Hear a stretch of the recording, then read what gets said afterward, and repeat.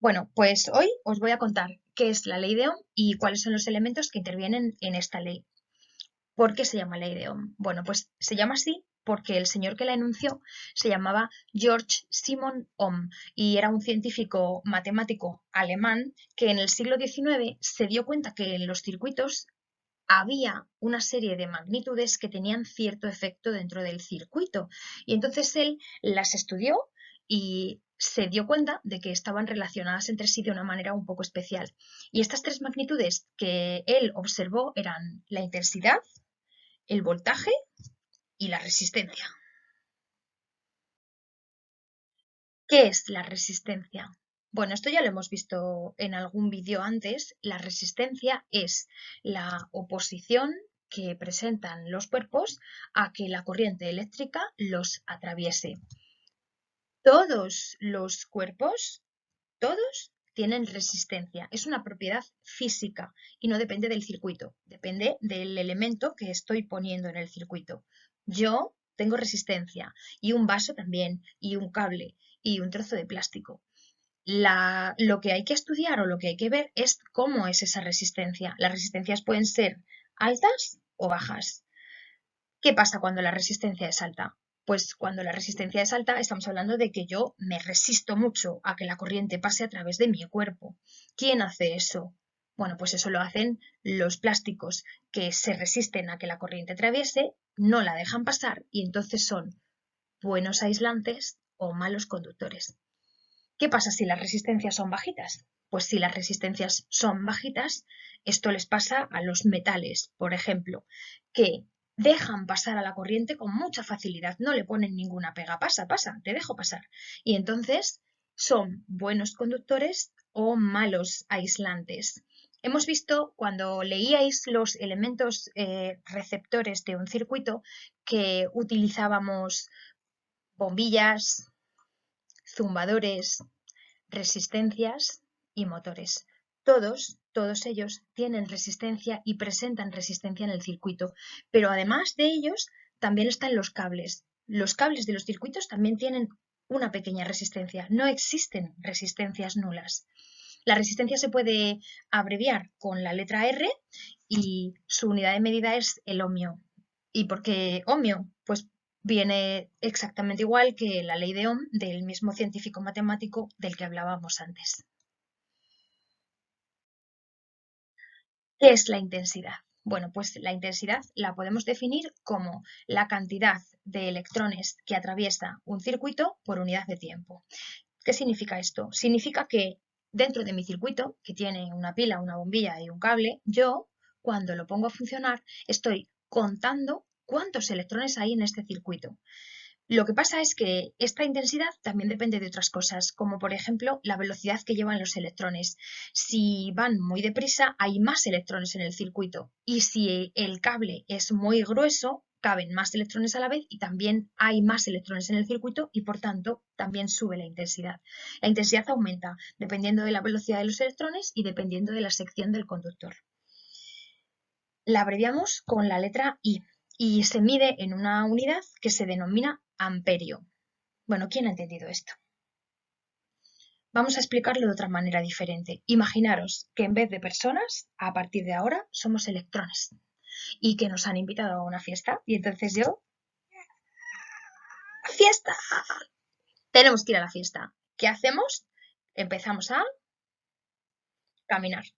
Nosotros, que somos los electrones, estamos caminando hacia la fiesta. Si caminamos muy deprisa, quiere decir que la corriente de personas o la corriente eléctrica aumenta, hay más corriente. Y si la calle por la que vamos caminando es muy grande y entonces en vez de ir en fila india podemos ir de dos en dos o de tres en tres, pues resulta que también somos muchos más electrones dentro del circuito. Y entonces somos la intensidad. Nuestro caminar hacia la fiesta es el valor de la intensidad que hay en un circuito. Y por último, el voltaje. ¿Qué es el voltaje? El voltaje nos lo dan las pilas, los dinamos, los alternadores, cualquier cosa que aporte tensión al circuito. Voltaje también se puede denominar como diferencia de potencial o tensión. Podríamos decir que el voltaje es la energía que necesita cada electrón para moverse de un punto a otro. Se abrevia con la letra V y su unidad de medida es el voltio, que también se puede abreviar con la letra V. Vamos a ver esto aplicado a la fiesta. Hemos dicho, nosotros somos electrones y vamos a una fiesta y estábamos caminando para llegar a la fiesta. Fantástico, hemos llegado a la fiesta.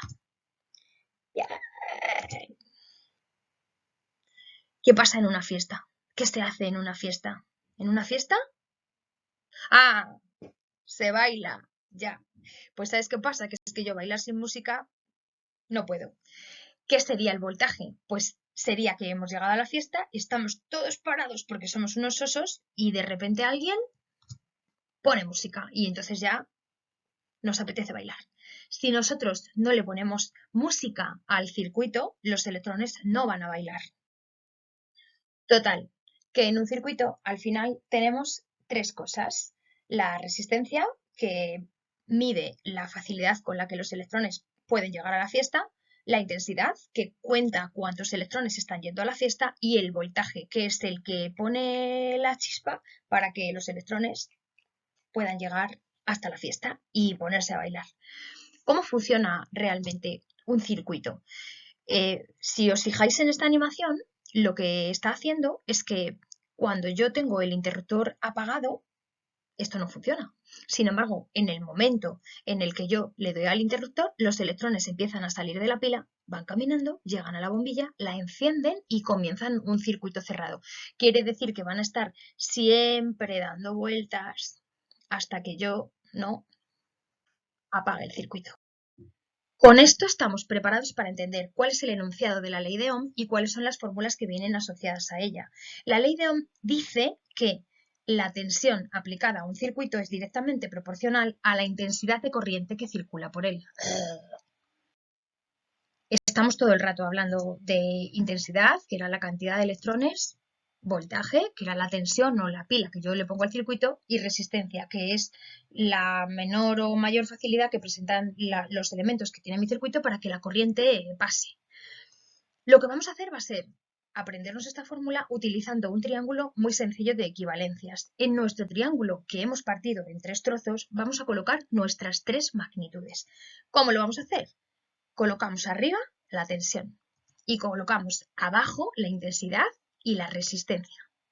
Y entonces, si lo que yo quiero es averiguar en un ejercicio cuál es el valor de la tensión, tapo la tensión y veo que me queda la intensidad y la resistencia abajo en la misma línea. La fórmula que me da el valor de la tensión es tensión es igual a intensidad por resistencia.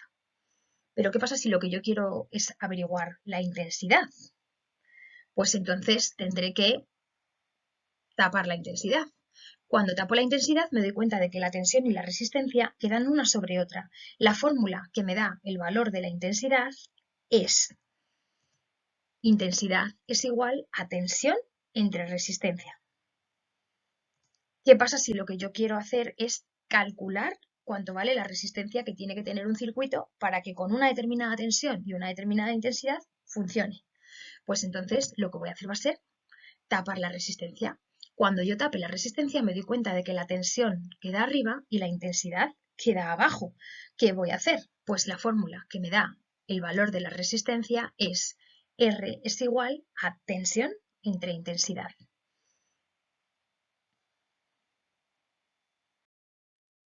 Justo debajo de esta presentación os dejo preparados algunos ejercicios para practicar un poquito con la ley de Ohm. Acordaros, intensidad, cantidad de electrones, voltaje, pila que le pongo al circuito, resistencia, los elementos que están en el circuito y que van a consumir esa energía eléctrica en transformarla en otro tipo de energía. Energía luminosa si es una bombilla, energía sonora si es un zumbador, energía mecánica si es un motor y energía calorífica si es una resistencia. Hasta el próximo vídeo.